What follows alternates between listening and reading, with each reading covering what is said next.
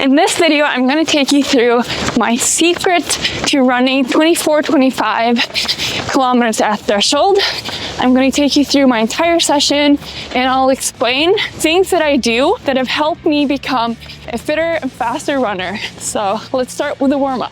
If you watched my last threshold run video, you saw that I was going through a little something after Copenhagen half marathon, and now it's been, I think, a little over a month, and my body's starting to respond really well. Okay, 112 heart rate. I gotta pick up the pace a little bit. For my warm-up, I'm doing 20 minutes at 1:30.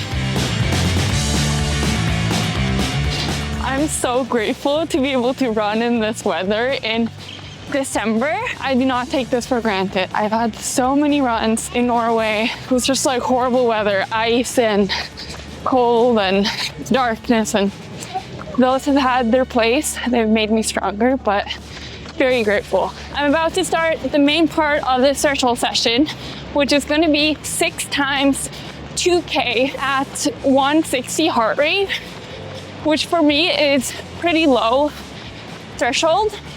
And that's the key to really being able to do more threshold. Then I'm going to be jogging for 2 minutes in between each 2 kilometer repeat at 130 heart rate. And I'm feeling really good, so this is gonna be fun. It's gonna be a lot of people now this first part, but honestly that's just good because it's super important to control the speed, especially in the beginning. You really wanna gradually get up your speed, especially since I train on heart rate, and one of the disadvantages of heart rate is that it takes a while until your heart rate gets up to where it actually is. Let's go.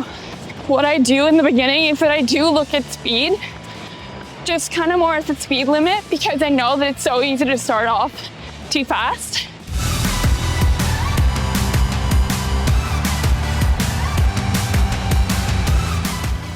I'm at 153 heart rate.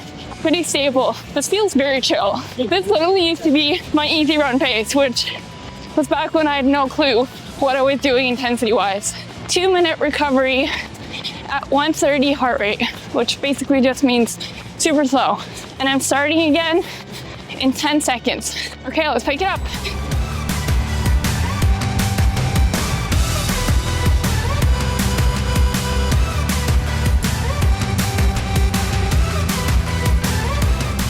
What I love about training on heart rate is that despite the wind or the terrain, hills, whatever external factors, it's just based on effort. So naturally, when heart rate is your metric, you'll adjust the pace to what intensity is correct. And then I'll take a gel during the next interval. I'm gonna practice taking it while I'm running a little bit faster to simulate race day. How are we feeling, Karoline? I'm feeling really strong, and I want to also say that it's not like I feel strong on every workout. If you saw my other threshold session, you saw that I did not feel good, but now I feel like my body's just responding really well. And I'm loving the shoes, the Asics Gel Nimbus 27. When I choose a long run shoe or any speed shoe that is for longer sessions, since our feet expand when we run for longer, I choose not just a speedier shoe, like for example, one that has a carbon plate, but also one that is a little bit more comfortable and has a little bit more room.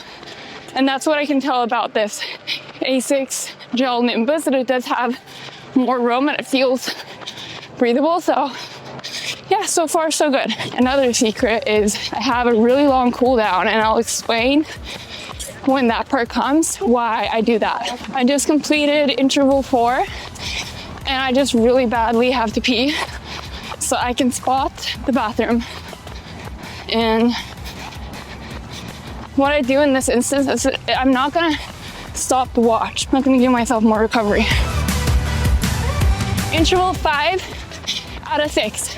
And the reason why I'm able to do such a long session at threshold is because I have built up gradually, and because I am managing the intensity correctly. I know I keep saying this like all the time, but it's so important. If you want to learn how to manage intensity correctly, then check out this video. I'll leave it there. Now I actually feel better than at the beginning because I'm in a flow. And the second thing that's key is fueling. That means fueling in advance before the run. Starting yesterday, I ate pizza.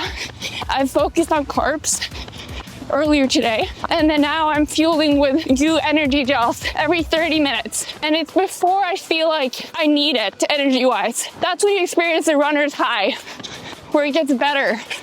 Not always, but sometimes in this instance.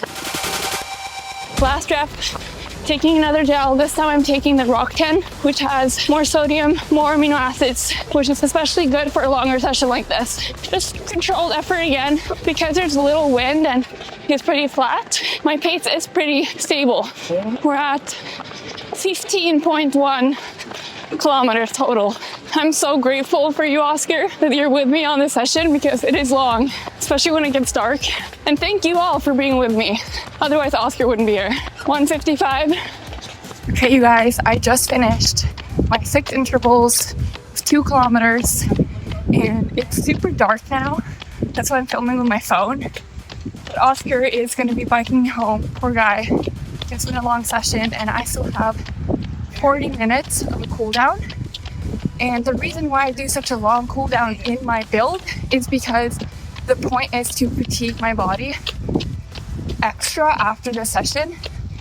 And keep in mind, the session was controlled, but since my body is at a more tore down point, then it actually will, like, these extra miles or kilometers are really gonna do well to practice training on fatigue legs. So it's just gonna be super easy, 130 heart rate for 40 minutes. 20K. The total is gonna be a little bit shorter than I thought. And that is because, again, I run on time, so that means that when I run a little bit slower than I think, then the total will be a little bit shorter. That's totally fine. If you're curious what happened when I quit alcohol for a year, then check out this video. Thank you so much for watching.